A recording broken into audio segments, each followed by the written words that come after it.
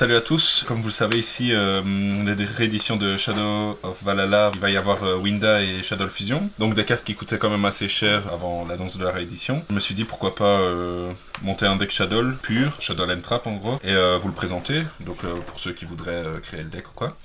Donc premièrement je joue 3 Shadow Beast. Lui quand il est flip je vais draw 2 cartes et ensuite discard une. Et quand il est envoyé au cimetière pour l'effet d'une carte, je vais draw une. Donc je peux utiliser un des 2 effets par tour, pas les deux. Voilà, c'est un des plus forts, en plus c'est 2002 d'attaque, donc permet de draw dans tous les cas, donc voilà. Ensuite je joue 2 Squamat, donc lui aussi très fort. Quand il est flip il pop une carte. Et quand il est envoyé au cimetière par l'effet de carte.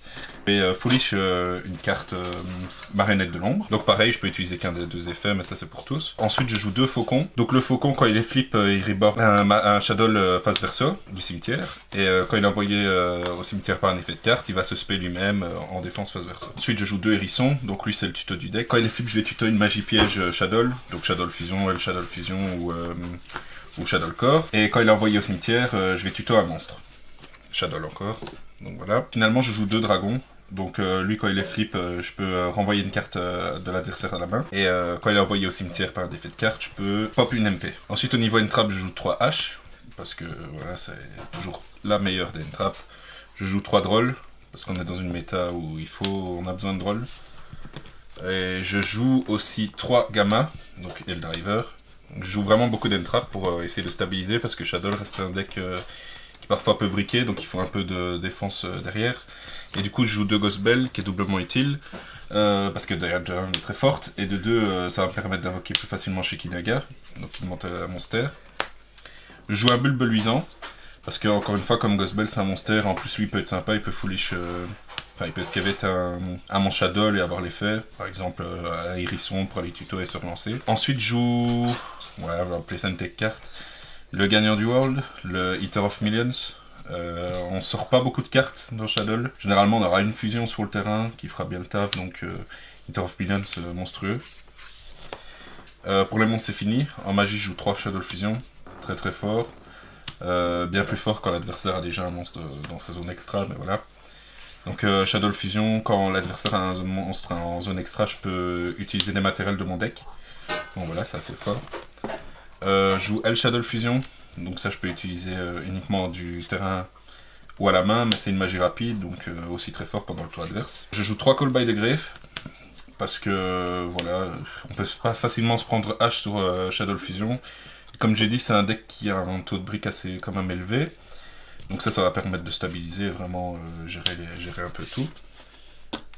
Ensuite je joue un sacrifice inutile, donc pour envoyer n'importe quel Shadow selon la situation, très fort. Je joue un Raigeki, parce que Raigeki, voilà. Je joue 2 noyaux marionnettes de l'ombre, donc ça c'est une piège qui s'invoque SP en fait, et qui est toujours traitée comme une carte piège. C'est un niveau 9, mais alors quand elle est utilisée comme matériel fusion pour un monstre Shadow, elle est de tous les attributs. Donc ça c'est assez sympa, et quand on est envoyé au cimetière par un effet de carte, je peux récupérer une carte Shadow dans mon cimetière. Et je joue 2 sinistres. Donc sinistre, quand je l'active, je vais foolish un Shadow. Donc généralement j'envoie bête ou quoi pour piocher une carte. Et alors tous les Shadows que j'ai sur le terrain vont se flip en face recto en défense. Donc selon la situation c'est vraiment très fort. Donc voilà pour le main deck. Ensuite l'extra deck. Je joue un Wendigo, donc sûrement la moins forte, mais ça permet de tanker un petit peu, 2008 de def.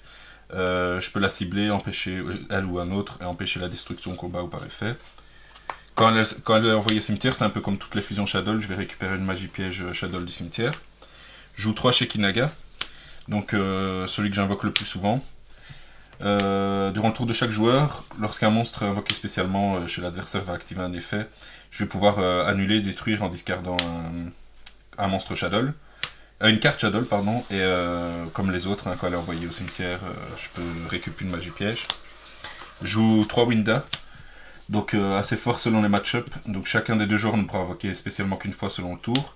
Pas destructible par effet de carte, voilà, tant qu'elle est sur le terrain. Et donc comme les autres, récupère une magie piège quand elle est envoyée au cimetière, vraiment très fort. Contre Burning Abyss par exemple, c'est monstrueux. Je joue un Grista. Donc lui il va empêcher les invoques SP. Voilà, 2450, il est fort aussi.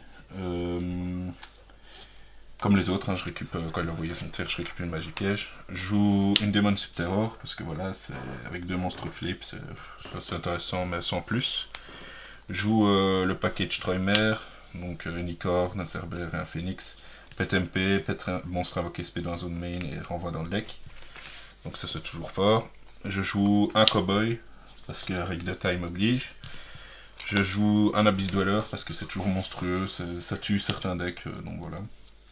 Et je joue un Omega parce que je joue 3 gamma et voilà donc pendant mon tour si je me prends une hache sur Shadow Fusion, ben voilà je fais gamma, derrière je fais Omega et voilà c'est moins 1 dans sa main. Donc voilà.